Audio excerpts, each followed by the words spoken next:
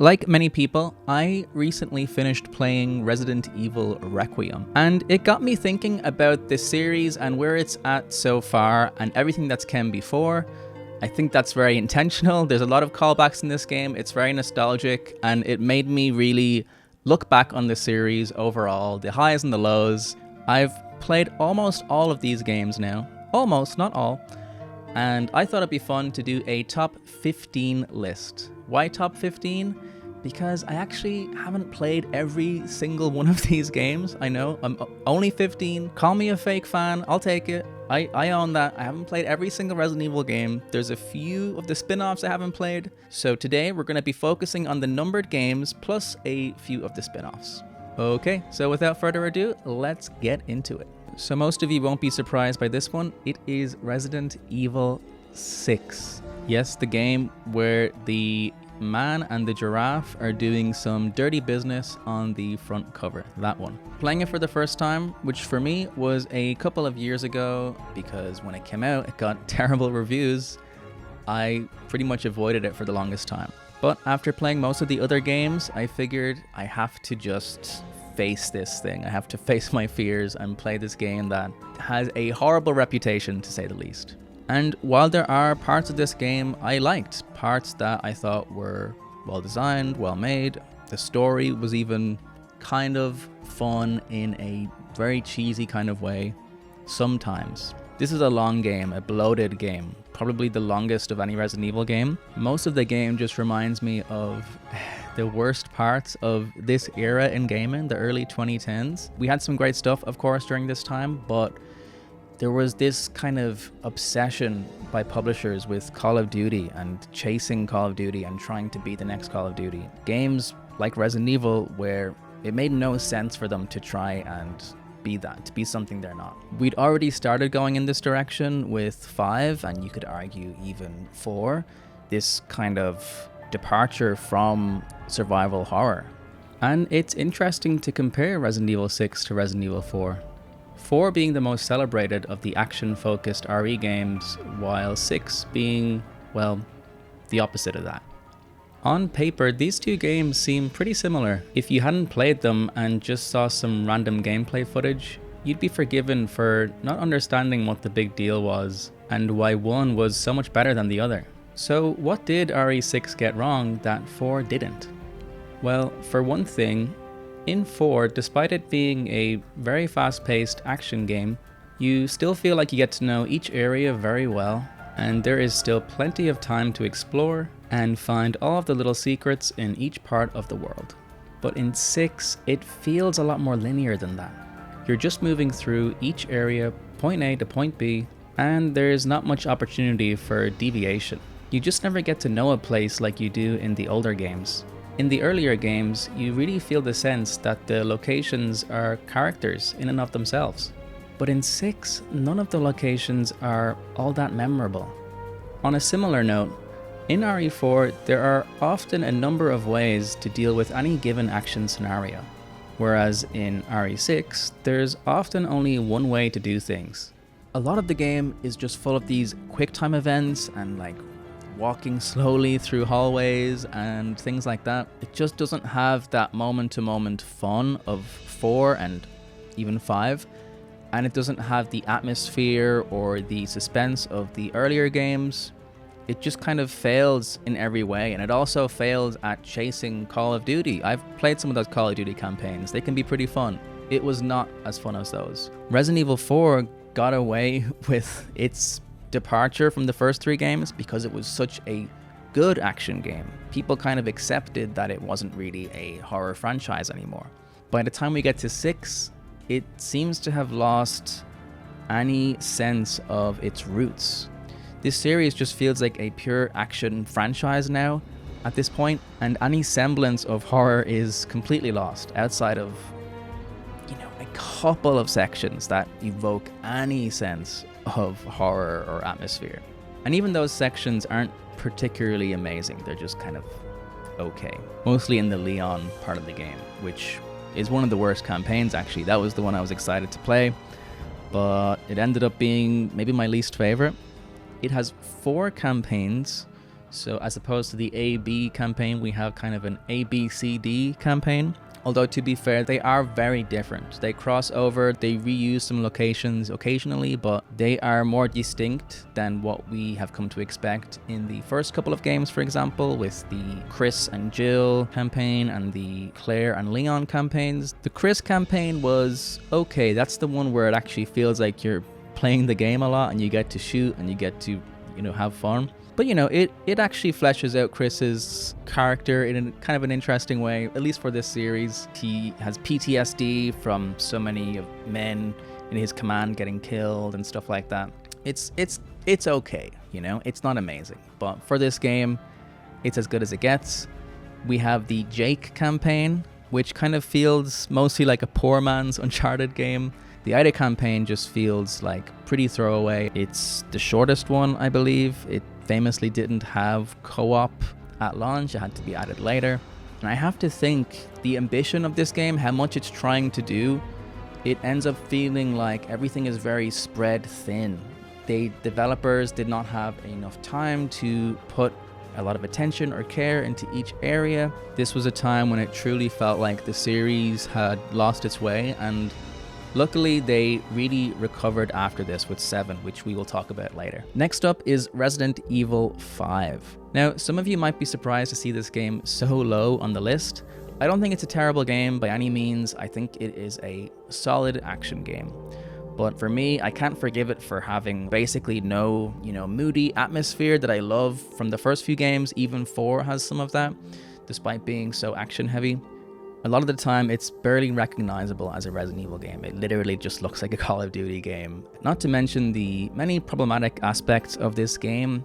I will fight anyone tooth and nail that argues against this game being racist. I think it totally is problematic. You can like it. I'm not saying it should be sent to hell and, you're a racist if you like it. But there are some undeniable, ugly aspects to this game.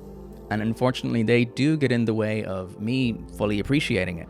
Of course, this game is mostly known as a great co-op game, something you can play with a friend, and I think it is pretty good for that. I think since then, we've had some more interesting co-op games over the years, but for the time, it was really cool to have something like this, a full story you could go through with a friend. There's some value there for sure. It's a solid game. I still think 4 is a better action game, a more interesting game overall, but it's number 14 on this list. I like it more than 6 for sure, but not by much. Okay, so next up we have Resident Evil Revelations 2. When I think of this game, the phrase, "it is a game you can play," comes to mind. It is just completely fine. It does not excel in any way. It is just completely average. So when this game was first released, it was released in an episodic format, which is kind of interesting. I think at the time, things like Telltale games were very popular, and some people thought maybe this was where the industry was going, so this game was released in episodes. You can tell with this game that they are making an effort to step back towards the horror light, but unfortunately, it feels mostly like a half measure. It's not quite scary enough to feel like one of the old school games. It feels like one foot is still in Resident Evil 6, one foot is out and wanting to be something different. It's just not a very confident game overall. It feels like it's still obsessed with what other games are doing. The thing that really lets this game down is that the environments you're exploring just really aren't interesting to look at, especially compared to Revelations 1. And for this series, which has some really iconic locations and amazing production design, if you can call it that in a video game, it's just a bit of a bummer. It's a bit of a letdown. Also, the writing, even by Resident Evil standards, which isn't very high, the writing and the dialogue in this game is pretty rough, especially like certain parts, if you know, you know. But overall, it's a fun game to play, and it's not nearly as egregious as 6, but not as fun as 4, not as scary as the first 3 games. It's just completely fine. Beyond this point, every game I think is good at least. So let's move on to the next game. Next up is Resident Evil 3 Remake. And despite being pretty low on this list, I actually quite like this game. I think it's pretty fun and, dare say, does not deserve some of the hate it gets. RE3 Remake takes many of the elements of RE2 Remake and turns it into a far more arcadey experience, adding some fun new toys to play with as well as a much welcome dodge mechanic.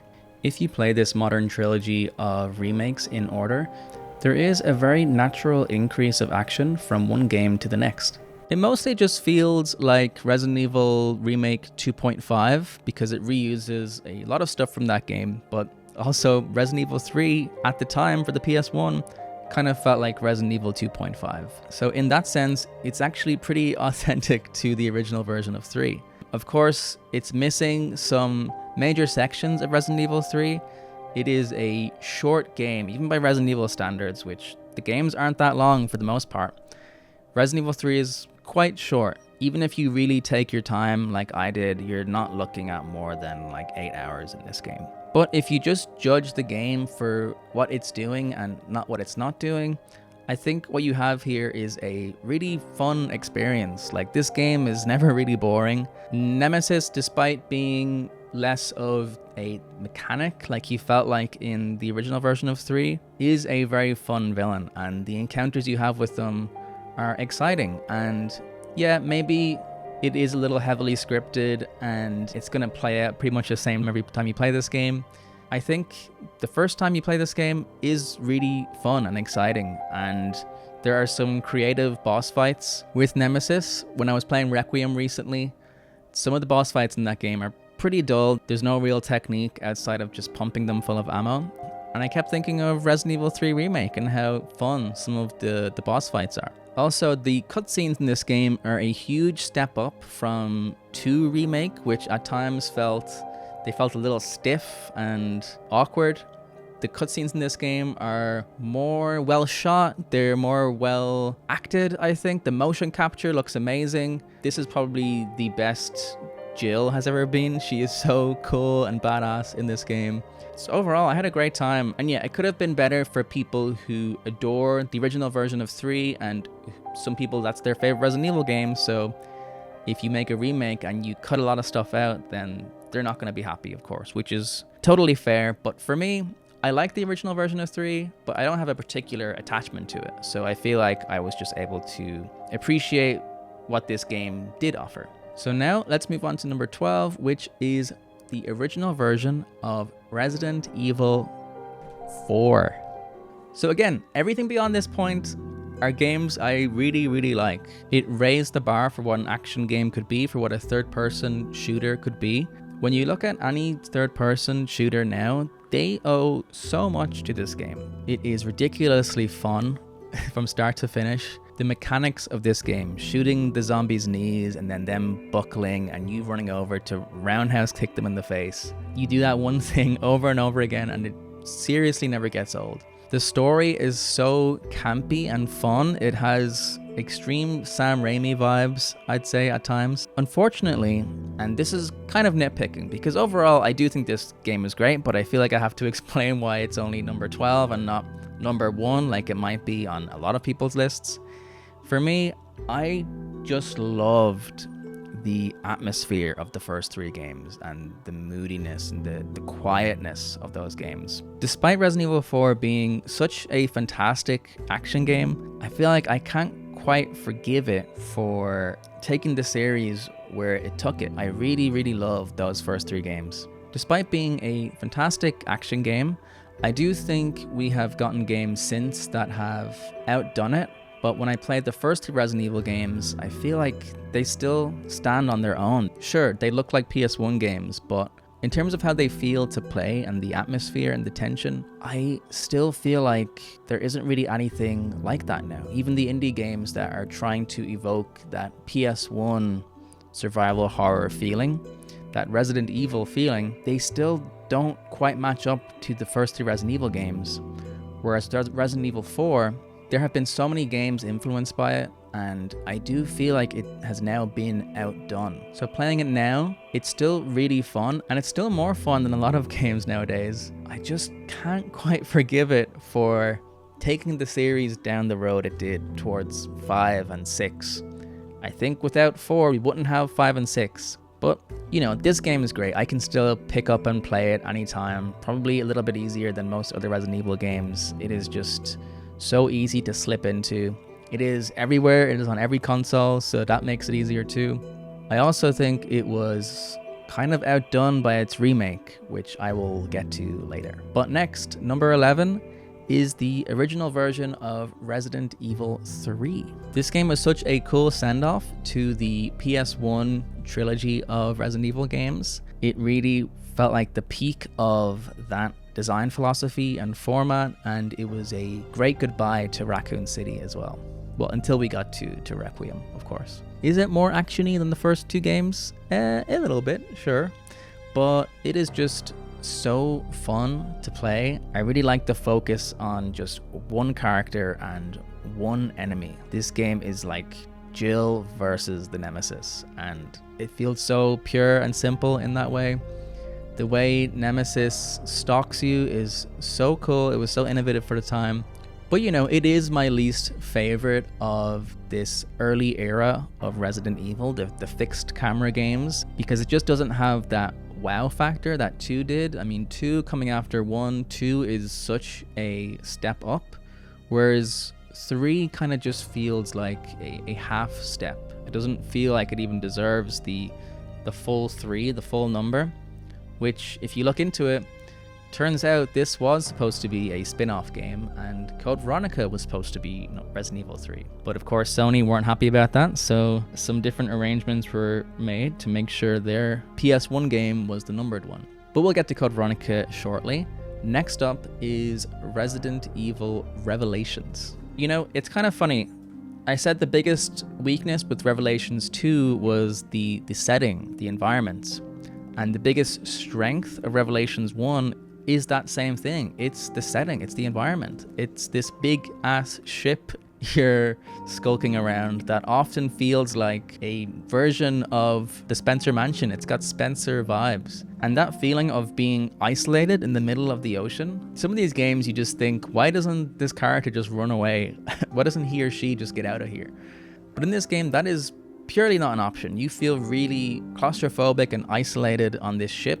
The outfits the characters wear are these like wetsuits and stuff like that, some of which are ridiculous, by the way. Everything just feels like it fits into this kind of nautical horror theme. The zombies look like they're all goopy and waterlogged and gross. There are cool mechanics in this game. There's like a scanning thing that kind of reminds me of Metroid Prime. It is really doing a lot, and for the time it was originally a 3DS game, which is crazy impressive. I can't believe this thing runs in a 3DS. It wasn't an episodic game, but it kind of feels like it is, because it does this previously on Resident Evil Revelations thing, which is kind of cute and corny in a fun way. It's got a nice blend of action and horror too. Like the horror parts are pretty scary and the action parts are super fun. So I think if you're a fan of the old school Resident Evil games or the new school, I think you'll like this game if you haven't checked it out already. I know it's not as popular as the other games, so I would really recommend this one. I think it's pretty damn cool, and I know I've pissed off a lot of people by putting it above 4. I don't know, this is my list. This is just how I feel. I give the edge because I think the setting is cooler than 4. I think the atmosphere is cooler than 4. And it's got a bit more of that horror flavor than 4 that I like. So that's why I have it so high. So next up at number 8 is Resident Evil Code Veronica. Definitely my favorite of the non-numbered games. It's a spin-off game, but it doesn't really feel like a spin-off game. It feels like a true numbered game that if you're into the lore and the insane story of Resident Evil overall, I think you should definitely play this game. There's a lot of juicy stuff in here. There is a lot of Wesker in here. And in the way that 4 was the follow-up to 2 on Chris's side, this is the follow-up to 2 on Claire's side. So if you like Claire as a character, this is absolutely a game you gotta play. The camera here is still fixed, but occasionally tracks and moves with the player. We're not quite at camera control yet, but it is starting to move for sure. Again, adding to the feeling that this game was the more logical midpoint between 2 and 4 than Nemesis was. And it doesn't quite look as good as 1 and 2 in a lot of aspects because they had pre-rendered backgrounds, and this one they're rendering in real time. So You know, it hasn't aged as well as some of the other games, but for when it came out, it was super cool. And if you weren't into 4 because it felt like too much of a departure, I think this game really scratches that itch that the first 3 games did. You've got to be really careful with your equipment in this game and your inventory. You can soft lock your way into some dead ends, which didn't happen to me, but I can imagine it might be lower on this list if it did. I just remember having such a fun time with this game. Like, it is scary. It scared the crap out of me. The story is super fun, super campy. It is a beefy game. There is a lot to it. It'll take you a while to get through. There's a lot of variety in the environments you're exploring, and in a lot of ways, it just scratches that Resident Evil itch really nicely. If you like the old school games but you haven't played this one, it's definitely worth checking out. So next up, at number 7, is Resident Evil Requiem, the newest game. And man, this game, of course, it's the freshest on my mind. Maybe it's recency bias, but this pretty much feels like it is offering everything any fan of Resident Evil could want. It kind of feels like with this game, Capcom is acknowledging that the Resident Evil fan base is kind of in different camps, let's say. You have the Resident Evil 4 diehards, and you have the people like me who love the really old school survival horror style games. And Requiem kind of feels like an attempt at bringing all of those people under one roof. And I think it mostly does a great job and accomplishes that goal very, very well. The grace sections of the game feel very much like old school RE1 even. The section in the mental hospital felt very much like RE1 Remake, even down to having blister heads instead of crimson heads, which I don't think they've ever brought back until now, despite being a fan favorite enemy. This whole area is just full of cool design decisions. The way each zombie has kind of their own personality and mechanic and rule set. And the more you learn about how each zombie works, the easier the game gets. I think it's great how they still have some of their old human personality and they're trying to do their little job still, despite being a zombie. The idea that there's still something of their old self stuck inside is really creepy and really adds something fresh and cool to the Resident Evil zombies. The way this area looks is so detailed and stunning. Whoever the people are at Capcom designing the interiors of certain buildings in these games, I thought the same about the Demetrius mansion in 8 and the Baker residence in 7. They are just some of the best interiors of any game these days. So much detail, so great to look at. I do wish the later parts of this game were as interesting as the earlier half. This tends to be kind of a theme with some Resident Evil games. There's very clear lines between each section of the game, and sometimes it is very easy to kind of see where all of the effort went and all of the work went. Normally it's the earlier parts of the game. Having said that, the later sections, mostly with Leon, are really, really fun. I mean, Leon as a character you control has never been this fun. He feels as good to control, if not maybe better, than he did in 4. He can now occasionally pick up the enemy's melee weapons and use them, which is so fun. I always wanted to do that in 4, especially with the chainsaw. I was like, why can't I use this chainsaw? But in Requiem, you totally can, and it is just as fun as you might expect. I've seen some people complain about the story of this game, which I don't really understand because none of these games have particularly amazing stories.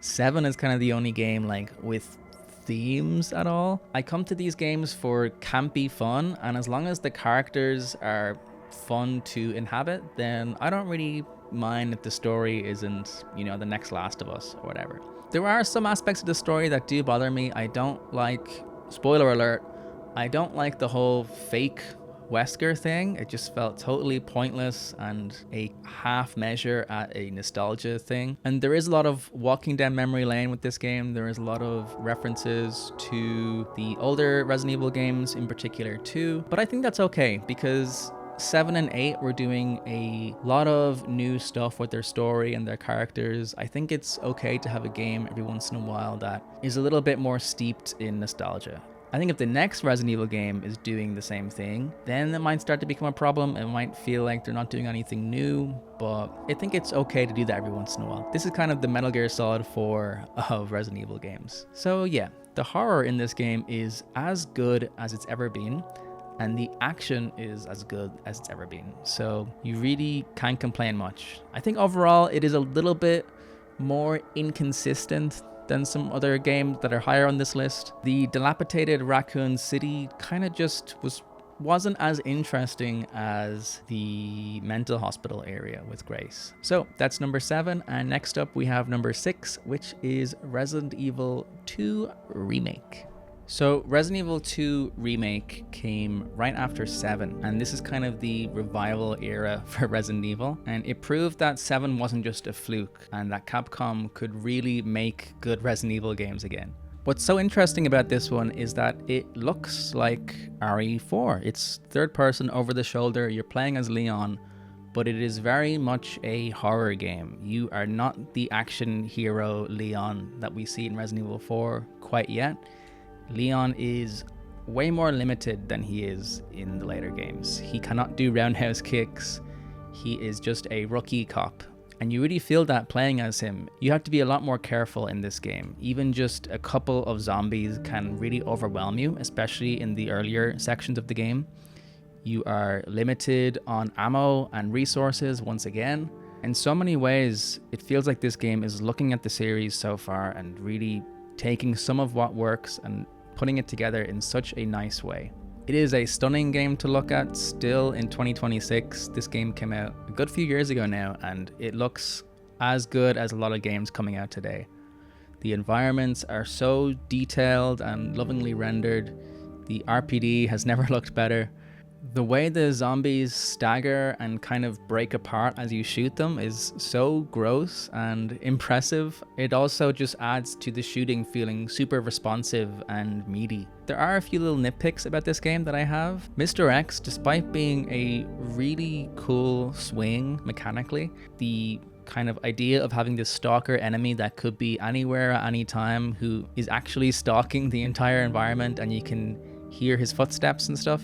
It's really cool, and when you first are dealing with Mr. X, you are so scared by him and in awe of him, but the more this game you play, the more Mr. X just starts to feel kind of annoying. For example, you'll be trying to get stuff done, trying to get puzzles done and backtracking and stuff, and Mr. X will just be in the way, and after dealing with him for hours and hours, you're not really scared of him anymore. You just are kind of like, okay, now I've got to run back, I've got to hide in the safe room for a while until he wanders away, and then I can go out.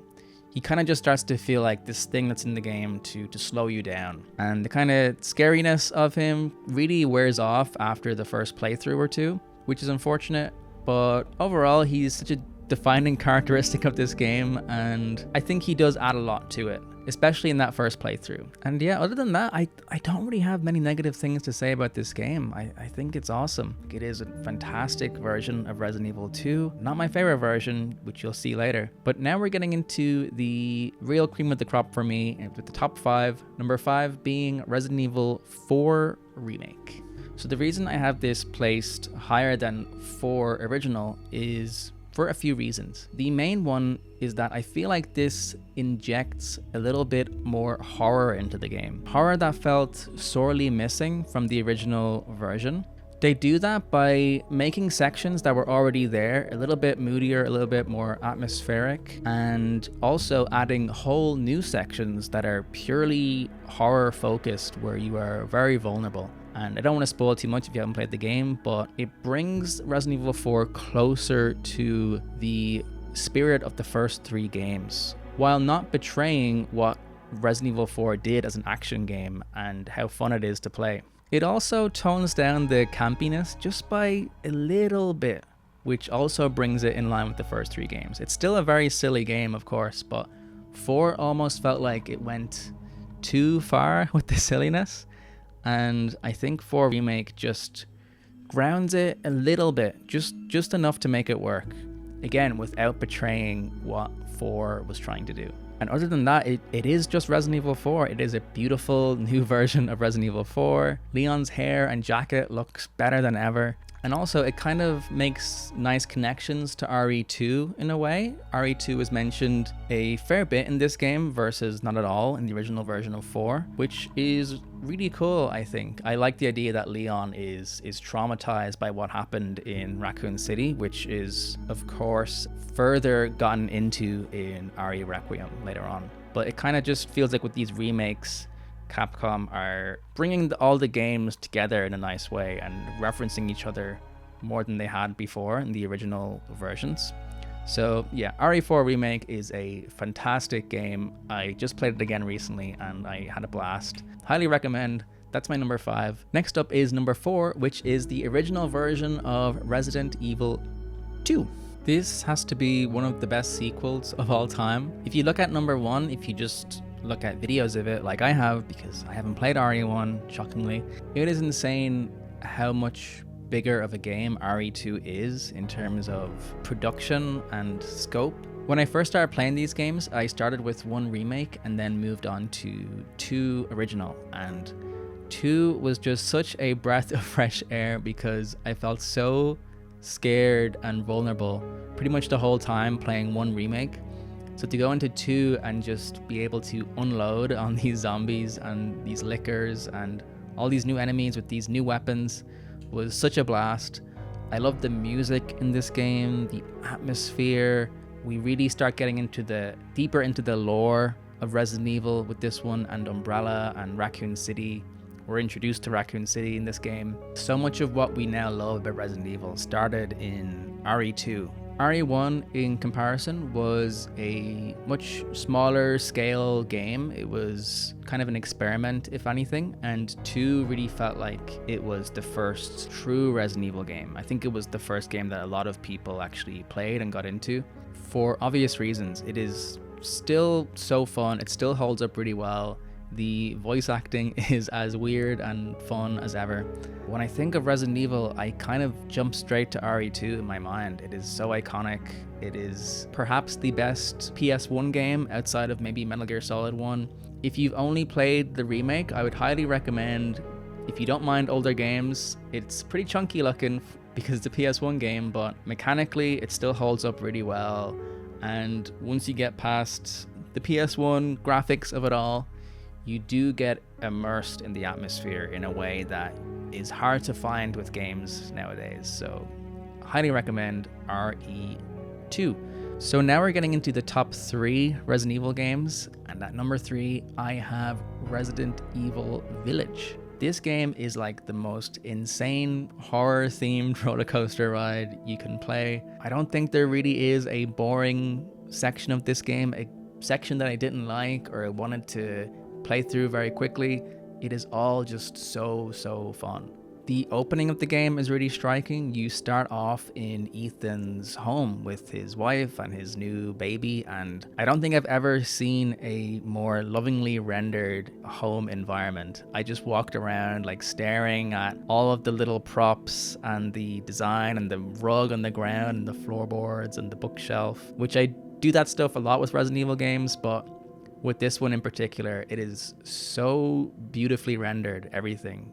Again, the team at Capcom that work on these games and the environments, they deserve a lot of credit. And then, if you know, you know, some very shocking stuff happens and you are launched into this almost dark fairy tale inspired story. I think the action in this game is much more improved from what we saw in 7, which in fairness isn't really trying to be an action game, but because this game is obviously very inspired by 4, it makes sense that they stepped it up in terms of how the guns feel to shoot and things like that. Each environment in this game is so distinct from one another and memorable, and each villain that is sort of the head of that environment are super fun.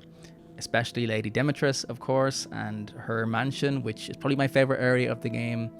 Any area that feels the most like the Spencer mansion in an RE game is usually my favorite. She's so scary when she's chasing you. You feel like a little boy being chased by an angry teacher or something with the height difference. It's really something. And yeah, the story overall is super fun, super campy. It's a great send-off to the whole Winters saga. I'm not sure if they'll ever bring any of those characters back. This did feel like a conclusion, which I think it was right to end it here. I think their story had been told. And yeah, of course, then we got Requiem after this. This was a really nice tribute to 4 while also doing a lot of its own thing. Again, the whole fantasy-inspired stuff was really cool. At times, you're like, is Resident Evil getting into magic? Spoilers, none of it's magic. It's kind of just weird science stuff that feels like magic or looks like magic, but it can all be explained by science, which I think is a fun idea for a Resident Evil game to go in that direction. So yeah, that's Resident Evil Village, Resident Evil 8.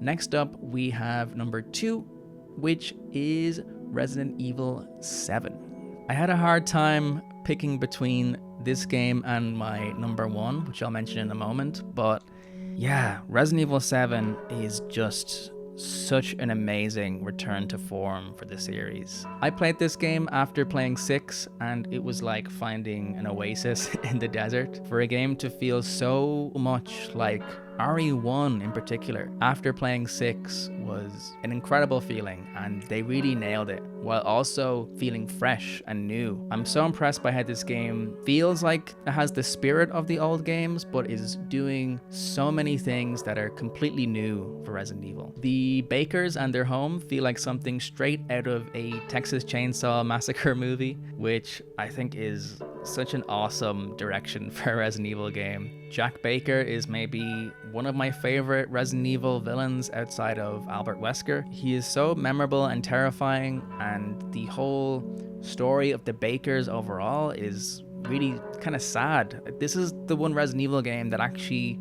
kind of has an interesting story.